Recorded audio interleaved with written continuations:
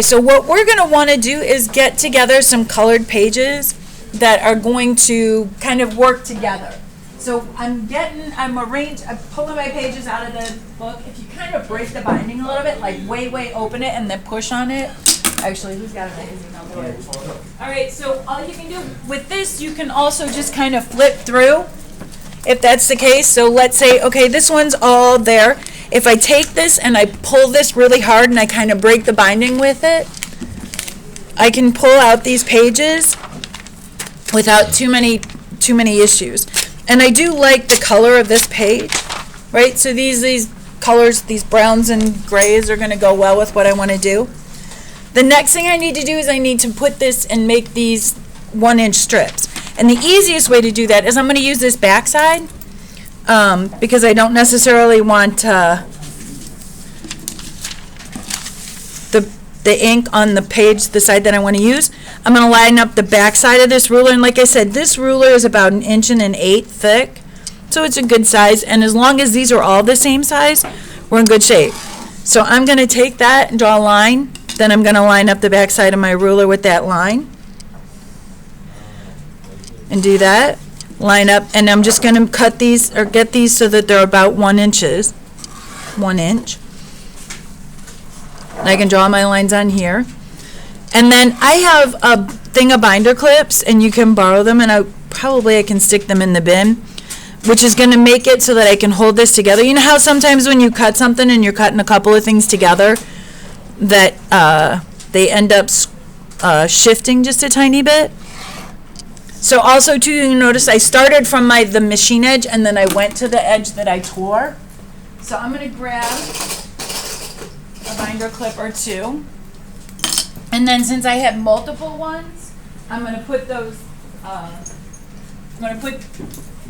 these pages together as I cut them. I'm going to line up my crappy edges, the ones that I tore, and then actually I'm not going to do that because these are a little bit thinner. So these magazine pages are a little bit thinner, but not much. So I'm going to take this, I'm going to clip it in a couple places, and obviously when I get to this other part it's going to be a little bit more difficult, but this will hold it together and keep it in the same spot while I'm trying to cut it. And then I'm going to do my best to cut a straight line.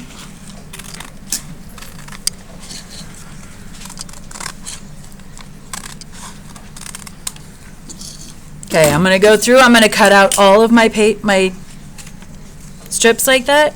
And then the next thing I'm going to do is I'm going to pay attention to kind of where the colors differentiate, where they change. I'm going to pick one that's going to be good right now.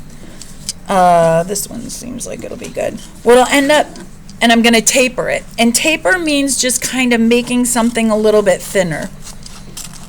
So I'm going to do that. Everything that I'm cutting through right now, I'm going to see later on. So this blue will end up in there. So I'm going to, I'm probably going to save these little pieces too, because if it turns out that I need to add something to something else, I will. We're going to start then by rolling these. And you want it thicker than a toothpick, but not, but thinner than a pencil. It's like somewhere in between there. And you can kind of see here what I got going on. I'm going to roll those up.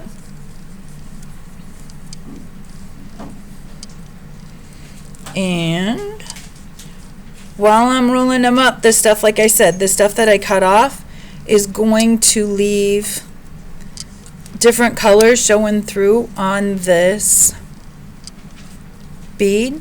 And I'm going to get it to about here where I have about 1 inch of this left. I'm going to spread glue all the way along that edge, like this.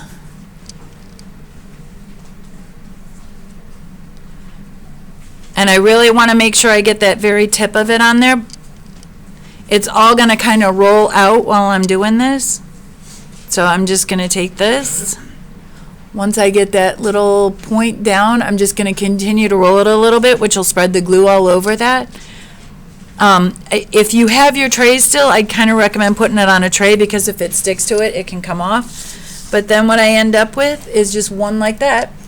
And we will get to the point where we have, I believe the magic number was somewhere around 35 or 38 in order to put them all together to form that bracelet. But you want to make sure that all the colors match each other, or at least work well together, or maybe it is that you just wanted all crazy random colors. So that's the goal for